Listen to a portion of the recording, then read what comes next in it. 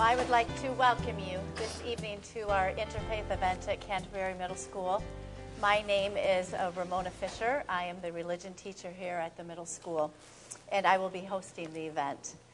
Canterbury School is a unique community in the sense that we are a fairly small community, but in this community we have so many different religion and faiths that are represented here. And we feel very fortunate to be in a community like that. Our hope and goal at Canterbury School is that no matter the faith or religion that you are, that you would feel welcome, that this would be your home, that this would be your community. But as a religion teacher, I also have another goal for our school, not only that everybody would feel welcome, but that we would understand each other. As we are here together to interfaith dialogue, it's important that we discover the common ground that we have together. And there are many things that we have in common. But we also know that there are many differences that we have, and there are many differences. And to truly understand each other, it's important that we not only become aware of those things that we have in common, but that we're willing and able to talk about those differences, because it is in that we can truly understand each other and that we can be a community of peace. And that is my goal for us here this evening, is that we would be a part of that peacemaking process. On the artwork in front of your program, it was also on posters and postcards, and it's been in the newspaper. It's a beautiful piece of artwork. But this is a representation of our community at our school. Those 9 tiles represent the different faiths as of May of 2008 that were in the lower and the middle school. If you look closely at the picture, you will see almost a hidden picture in there of a dove and of an olive branch on the left side. The dove goes throughout all 9 tiles. The importance of that is to say that we are a community that is diverse, we are different, but that our goal here is to be peacemakers and to have a community of peace. And so this piece of artwork is especially important for me as somebody who is hoping that we will be a community of peace. 3 years ago, I started an interfaith group with Canterbury parents. It's been an incredible journey. We met once a month for 3 years, and it profoundly impacted all of our lives. One of the things we discovered as we met through those 3 years is as we begin to learn about other people's faith and their religions and their practices, that our own faith, our own beliefs, our own understanding and knowledge of our faith and religion deepened and strengthened. It was not weakened. In fact, it became much stronger. And it was an amazing experience for all of us.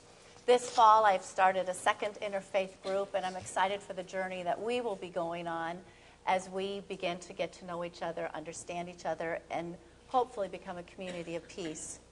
The members of the Haven Interfaith Parent Group have been incredibly supportive of my vision for these community events as a way to promote understanding, as a way to make peace in our community, and I just want to thank them so much. I would like them to stand, they're all over here, and be recognized for their efforts in helping this evening tonight. So thank you.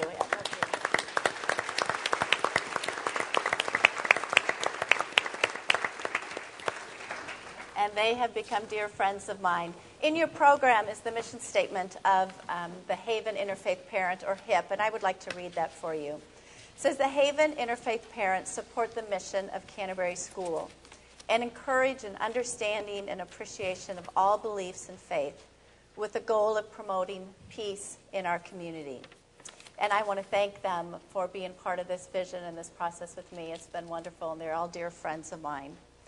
The speakers that we have up here this evening represent the first interfaith parent group. There were 6 couples in the group, each from a different faith, and we have 6 speakers up here that represent each of the couples in the group. And so I would like to introduce them to you. First of all, we have Rabbi Mitchell Kornspan, and he will be speaking from the Jewish perspective tonight. We have Bishop Darcy, Bishop Emeritus, who will be speaking from the Catholic perspective. We have Dr. Prasad Mantravati, who's a physician at the Radiation Ecology Associates, and he will be speaking from the Hindu perspective. And we have Father Paul Bebas, who is from the Holy Trinity Greek Orthodox Church, and he will be speaking from the Orthodox tradition tonight. We have Miss Amani El-Hefni, She's waving at Ibby down there. And she's the principal at the Universal Education Foundation Islamic School. She's also a Canterbury parent. And then we have Pastor Denny Miller. He is the pastor at Emmanuel Community Church, and he will be speaking from the evangelical Christian point of view tonight. The speakers will be discussing the topic of something greater. This topic was chosen because it was a topic that the HIP group discussed in our second year of meeting, and we found it incredibly valuable in our understanding of each other as we talked about what is your concept of something greater. The concept of something greater has to do with there's something bigger than us as human beings. And some examples of names of something greater are God, divine, Allah, Jesus, the transcendent, and there are many more. And this evening, the speakers are going to present their concept from their faith on the concept of something greater. Once we have them explain that, they will go back through and they will talk about if you are a follower of that faith, then how does that concept impact you as you follow or obey or relate to this concept of something greater. This is a complex topic, and there are volumes written on this topic, and I'm giving them 9 minutes, I think, to talk about it. So I want you to understand that tonight is really an overview of the topic. It will not be an in-depth lecture. And I would ask you as the audience to really have a posture of being a learner tonight, to be here to dialogue and not to debate. I would ask that you would be a humble listener, that you would be willing to learn, and that you would be willing to understand, because it is in learning and understanding that we really do make peace in our communities. It is important for the speakers for you to know, they asked me to share this with you when we just met, that they have the utmost respect for each other.